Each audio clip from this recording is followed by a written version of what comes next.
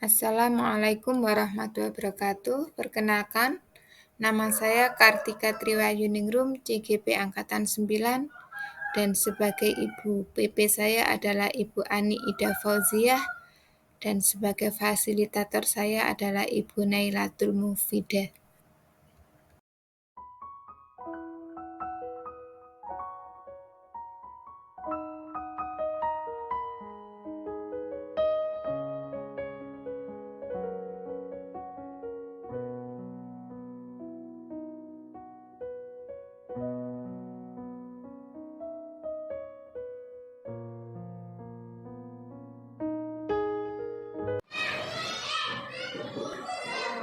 Waalaikumsalam warahmatullahi wabarakatuh. Silakan duduk Bu. Ya, terima kasih Bu.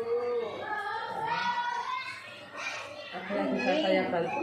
Saya Kartika Triwayuningrum, calon guru penggerak angkatan 9, ini wawancara Ibu terkait dengan langkah-langkah dan metode dalam menyelesaikan berbagai macam kasus yang berkaitan dengan dilema etika dan rujukan bola. Nyun sewu, nama ibu lengkapnya siapa ya? Ibu Anu Fatra SPP, kalau tidak ada untuk undang satu. Oh iya. Ini Bu, selama ini bagaimana Ibu dapat mengidentifikasi kasus-kasus yang merupakan dilema etika atau pembangunan moral? Dari pertanyaan panjenengan, saya mencoba untuk menjawab karena dilema etika sendiri itu punya pengertian kegiatan atau tingkah laku yang benar melawan kebenaran juga. Jadi dua-duanya itu benar, tetapi kita tetap mempertimbangkan dengan skala prioritas. Kalau menurut saya seperti itu. Jadi di atas kebenaran itu ada skala prioritas. Misalkan sebagai saya kepala sekolah, saya punya anak buah. Beliaunya sangat berprestasi, punya bakat yang bagus dalam mendampingi putra-putri SD Negeri Tuban 1 meraih prestasi. Tetapi suatu saat beliaunya itu punya kepentingan keluarga. Kalau saya pikir dua-duanya itu dilema etikanya benar-benar. Misalkan mengantarkan anak juga benar, mendapatkan prestasi juga benar. Tetapi tetap saya ambil titik tengahnya, jikalau tugas dan kewajibannya sudah selesai, kemudian tidak ada jeleknya kita sebagai atasan memberi kesempatan untuk mengantarkan anak. Karena apa? Di sisi lain sebagai keluarga, ibu atau ayah juga punya kewajiban terhadap putra-putri. Ya, itu kalau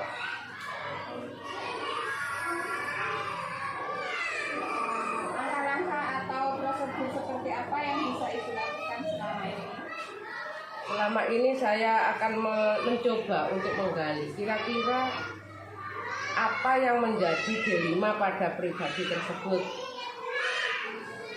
sehingga saya bisa mencari prioritas dari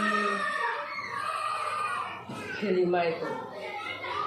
Kemudian saya kelompokkan, kira-kira itu akan membuat saya kelompokkan untuk mencapai atau menemukan solusi permasalahan pada yang bersangkutan.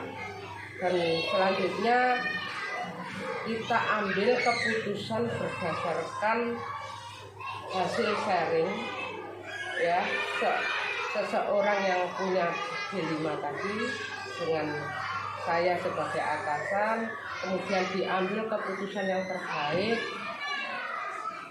yang tidak akan menimbulkan masalah lebih meluas.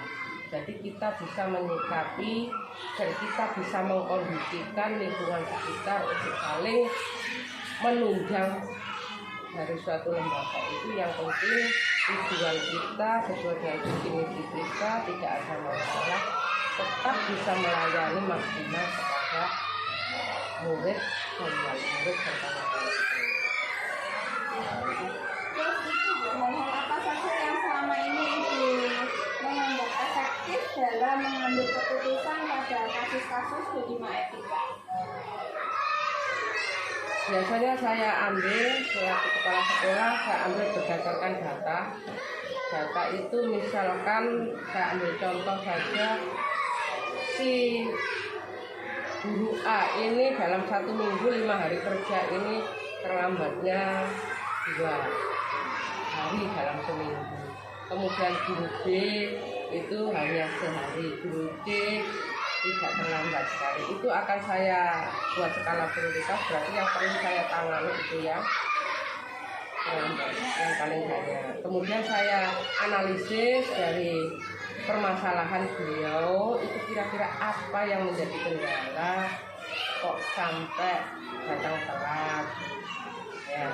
Setelah saya analisis, itu nanti saya musyawarahkan bersama kira-kira solusi terbaiknya biar kita secara keseluruhan tidak menyalahi aturan, kemudian kita juga tetap bisa melaksanakan aktivitas kita di lingkungan sekolah. Lalu hal-hal apa yang menantang Ibu untuk mengambil suatu keputusan pada kasus-kasus di lingkungan kita? Biasanya kalau dari hasil BAP seseorang yang punya masalah itu masih mempertahankan egonya. Jadi kalau diberi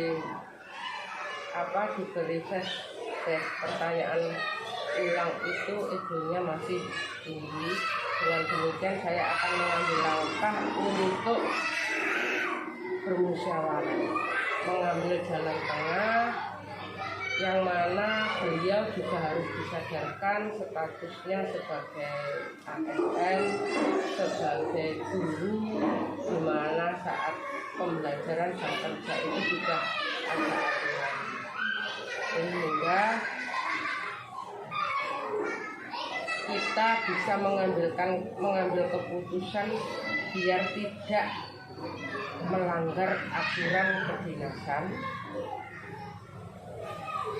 dan tidak merugikan semuanya, juga tidak merugikan pribadi.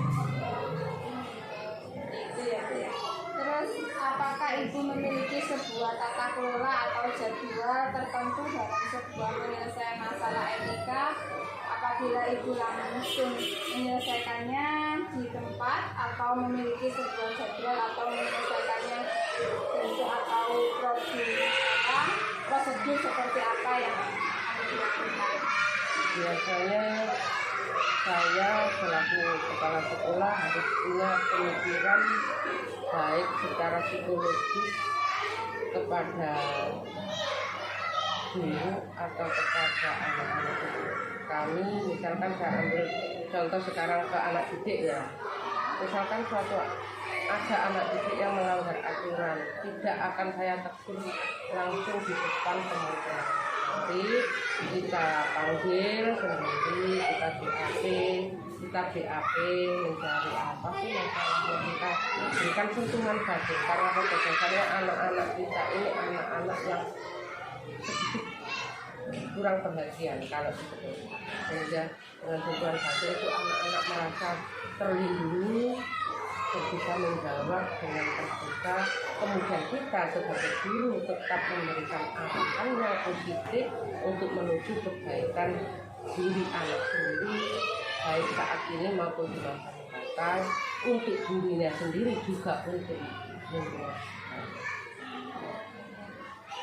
Adakah seseorang atau faktor-faktor yang selama ini mempermudah atau membantu Ibu dalam mengambil keputusan dalam kasus-kasus yang kita? Tentu saya tidak bisa bekerja tanpa orang-orang di sekitar saya, karena yang saya hadapi ini adalah guru, dan guru menghadapi murid, kemudian muaranya semua masalah itu ke kepala sekolah, kepada guru saya. Berarti saya harus menggali informasi dari teman-teman guru, kira-kira si anak ini punya masalah apa, kemudian saya panggil, saya berikan solusi untuk merubah diri anak ini yang tadinya belum baik menuju ke arah yang lebih baik. dengan bantuan Bapak Ibu guru, karena Bapak Ibu guru secara langsung berhadapan dengan anak dan bisa mendapat menemukan masalah pada guru. Selanjutnya saya sebagai atasan, karena anak itu sudah di BAP oleh Bapak Ibu guru kelas, saya juga harus tahu permasalahan yang ada di kami, sehingga setelah guru kelas mem-BAP dilanjutkan kepada saya sebagai kepala sekolah. Dan saya tidak akan memberi hukuman kepada anak yang sifatnya itu menakutkan. Tetap kita sebagai pendidik menggunakan pendekatan-pendekatan pada anak yang nantinya anak itu menghadap kepada kepala sekolah itu tidak menjadi takut, malah akan menjadi suatu kebanggaan, merasa spesial. Oh, saya dipanggil kepala sekolah, ternyata diberi solusi seperti ini. Akhirnya ke depan saya kok menjadi prestasi, kok bisa pinter ya saya, karena saya menurut apa yang dilakukan kepala sekolah. Jadi ya. Sekarang pembelajaran apa yang dapat Ibu petik dari pengalaman Ibu tadi? Dari pengalaman yang saya petik, yang pertama, kita sebagai kepala sekolah menerapkan, memberikan pelayanan secara langsung pada murid, guru, lingkungan stakeholder di lingkungan sekolah.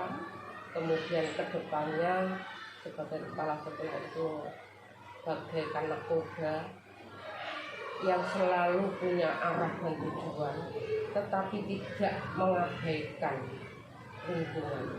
Harus bisa mengidentifikasi kemampuan lingkungan, hubungan murid dan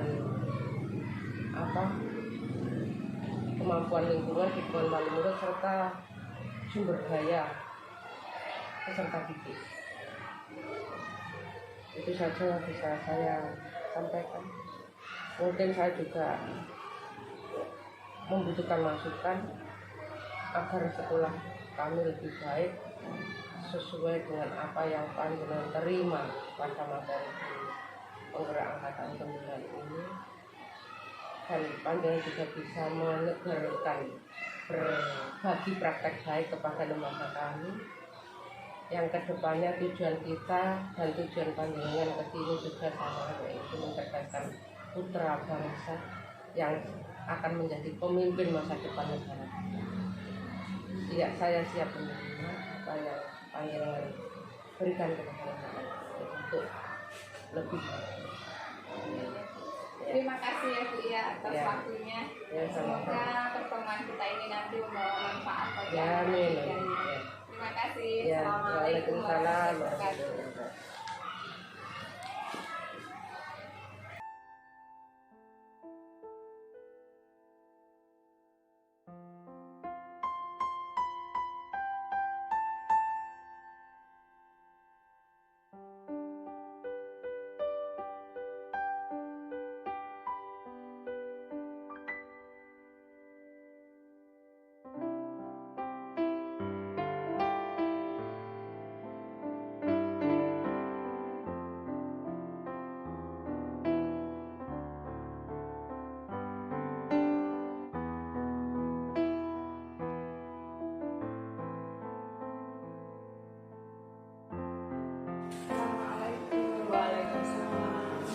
Maaf mengganggu waktunya. Tidak Mutika, selamat datang di sekolah kami. Ini Bu, saya Kartika Triwayuningrum. Ya. Ini calon guru penggerak angkatan 9. Ingin mewawancarai Ibu terkait dengan cara-cara atau metode-metode untuk mengatasi itu Bu, dilema etika dan rujukan moral. Siap, apa yang bisa saya bantu Mutika?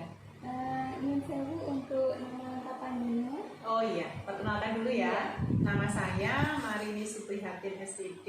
Saya di sini selaku kepala sekolah di SDN Negeri di Pegundung 2, Kecamatan Diwek. Sejak kapan? Saya di sini sejak tahun kemarin, baru 1 tahun, sejak Februari tahun 2023. Oh iya, iya. Berarti masih fresh ya Bu ya? Iya, setelah mengikuti guru penggerak angkatan 5, lalu ditempatkan di sini. Alhamdulillah ya Bu ya. Iya, alhamdulillah. Ini Bu, selama ini bagaimana Ibu dapat mengidentifikasi kasus-kasus yang merupakan dilema etika dan rujukan moral di lembaga itu?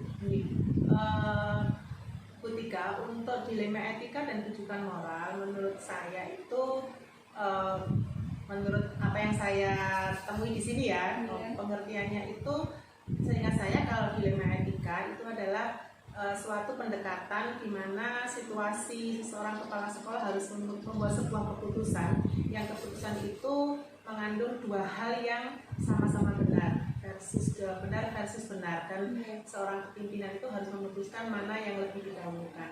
Sedangkan rujukan moral adalah suatu pendekatan di mana situasi untuk memutuskan sesuatu itu keduanya adalah benar versus salah. Tetapi ada beberapa hal yang harus dipertimbangkan gitu. Meskipun itu benar-benar benar dan benar-benar salah, tapi harus melalui beberapa pertimbangan. Oh gitu ya Bu ya. Selama ini bagaimana Ibu melakukan pengambilan keputusan di sekolah Ibu terkait hal tersebut? Jika saya harus memutuskan kalau ada sebuah kasus dilema etika ya. Dilema etika itu yang pertama saya lakukan adalah berdiskusi dengan pimpinan saya. Ada kasus yang saya harus memutuskan itu sebelum saya putuskan, saya berdiskusi dulu dengan pimpinan saya. Kalau pimpinan saya mungkin korwil ya, itu kalau mungkin ada pengalaman beliau atau masukan-masukan saran dari beliau untuk saya jadikan sebuah keputusan, sehingga keputusannya tidak langsung saya buat, tapi saya perlu berdiskusi dengan pimpinan saya. Dalam diskusi itu kan nanti mungkin ada saran atau masukan yang tidak kalau saya langsung memutuskan itu takutnya nanti kan itu bertentangan dengan kode etik atau bertentangan dengan norma, bertentangan dengan apa. Yang saya lakukan pertama adalah itu diskusi, saya menerima masukan dari pimpinan saya. Setelah itu baru mengambil keputusan, mempertimbangkan keputusan itu berdasarkan masukan dari pimpinan saya. Oh gitu ya. Berarti di sini pengalaman itu guru ya sangat berharga. Iya, karena pimpinan saya itu kan juga pengalamannya sudah banyak gitu. Iya. Terus langkah-langkah apa Bu atau prosedur apa yang bisa Ibu lakukan selama ini? Saat saya menghadapi suatu kasus atau permasalahan yang saya harus memutuskan, dan itu termasuk dilema etika, yang pertama saya itu menggali data dulu. Jadi saya kumpulkan data, misalnya ada sebuah kasus atau hal yang perlu saya putuskan, saya tidak langsung, tapi saya gali dulu data-data. Karena sumber data itu kan kadang-kadang kalau satu pihak saya sendiri mungkin nanti ada kesalahan gitu. Sehingga saya gali data dulu. Selanjutnya saya mencoba mengkaji apakah ada pelanggaran hukum atau pelanggaran kode etik atau mungkin bertentangan dengan norma yang ada. Saya kumpulkan dulu, saya gali, saya analisis, lalu mengelompokkan kasus tersebut termasuk dalam dilema etika atau rujukan moral gitu, sehingga prinsip solusinya atau resolusinya nanti lebih tepat gitu. Lalu sebelum membuat keputusan lagi, saya juga harus mengkaji ulang keputusan itu dan mungkin merefleksikannya dulu nanti apa akibatnya ya, saya seperti itu, sehingga hasil keputusan yang saya berikan nanti tidak merugikan banyak pihak gitu, tapi bermanfaat. Oh gitu ya. Sekarang untuk hal-hal apa saja yang selama ini Ibu menganggap efektif dalam mengambil keputusan pada kasus-kasus yang pernah terjadi di lembaga ini? Dari beberapa kasus yang saya hadapi, yang pertama yang mungkin saya anggap itu efektif ya tadi yaitu bahwa dalam mengambil keputusan itu tidak langsung, tapi harus dikumpulkan dulu data-datanya. Data-data itu kan bisa berupa data, bisa berupa fakta, bisa berupa informasi. Nah, apakah data-data itu bertentangan dengan aturan atau tidak? Itu kan saya kumpulkan dulu.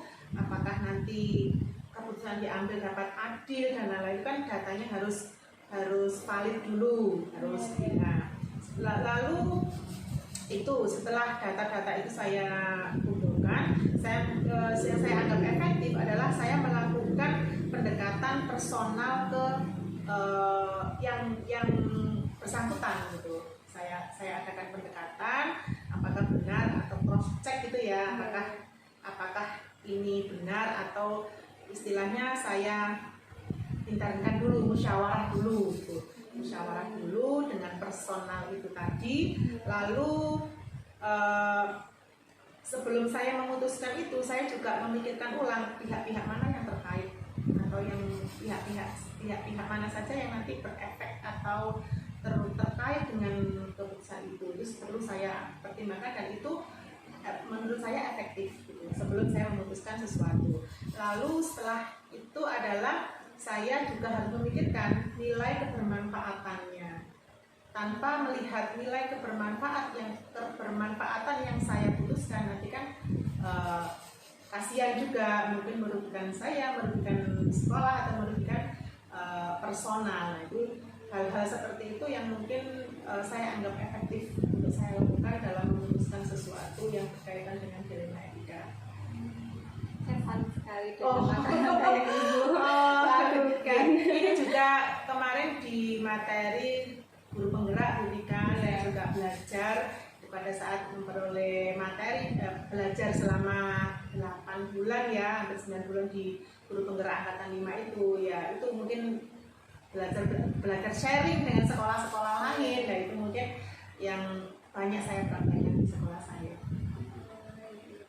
Sharing itu terkadang bisa memberikan solusi dari permasalahan kita Betul, juga, ya, tanpa melihat buku, kita berdasarkan pengalaman teman-teman, atau itu mungkin lebih baik, itu lebih real gitu.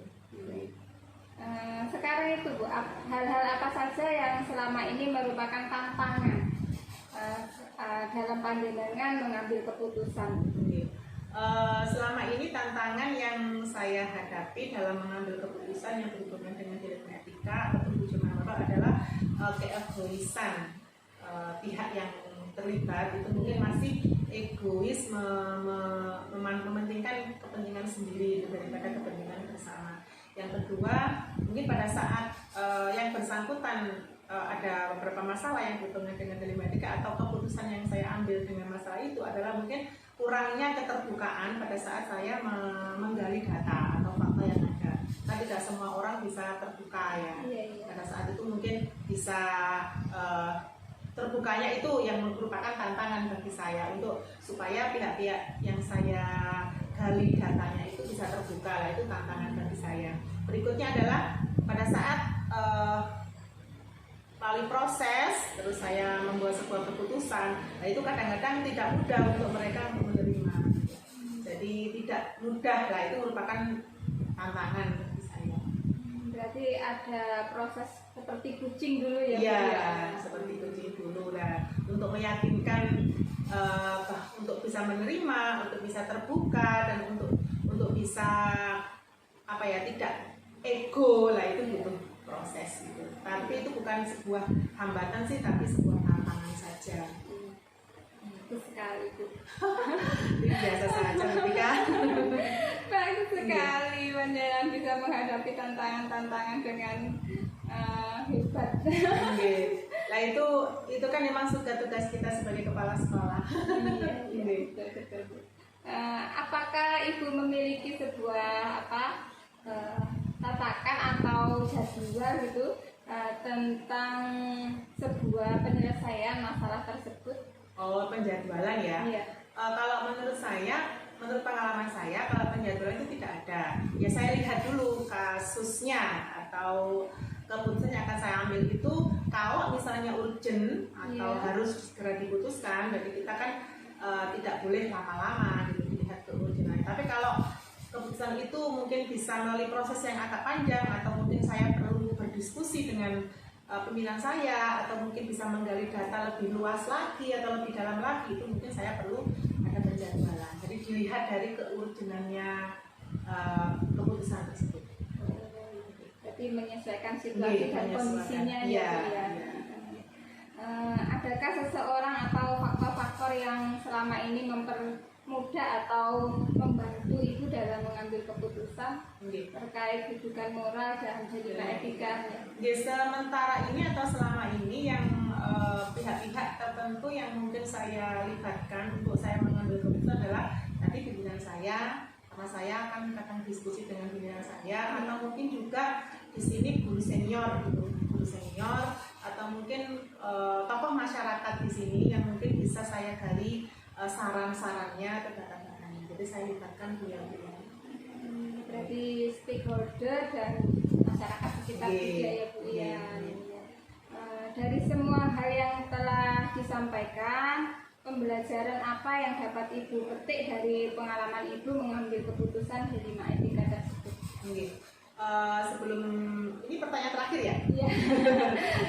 Maaf ya kalau banyak tanya. Enggak apa-apa. Saya juga mulai mengingat-ingat materi yang sudah pernah saya terima dan juga sudah pernah saya terapkan gitu.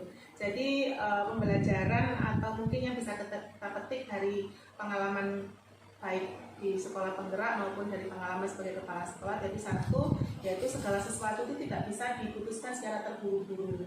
Jadi harus melalui proses-proses dulu, karena keputusan yang kita ambil itu nanti bermanfaat atau tidak, ada efek sampingnya atau tidak, itu perlu kita pertimbangkan, kita kaji terlebih dahulu. Intinya tidak perlu terburu-buru.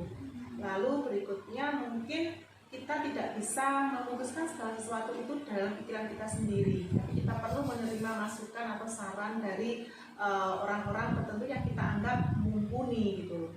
Mungkin dari pimpinan saya, dari guru senior, kita harus open mind gitu dari saran-saran mereka, sehingga keputusan kita nanti tidak berefek jelek gitu, tapi berefek positif gitu.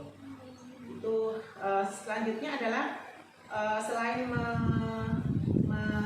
mendengarkan atau menerima masukan atau saran, mungkin tujuannya, jadi tujuannya atau kebermanfaatannya dari keputusan yang kita ambil itu apakah bermanfaat atau tidak. Kalau dalam agamanya kan mudorot atau manfaatnya gitu misalnya. Jadi kita berikan itu manfaatnya kalau bisa kan tidak untuk diri kita sendiri, tapi untuk sekitar kita, mungkin untuk sekolahan atau untuk masyarakat dan untuk kebersamaan. Jadi supaya kita bisa mengambil keputusan tapi bisa bermanfaat untuk semuanya.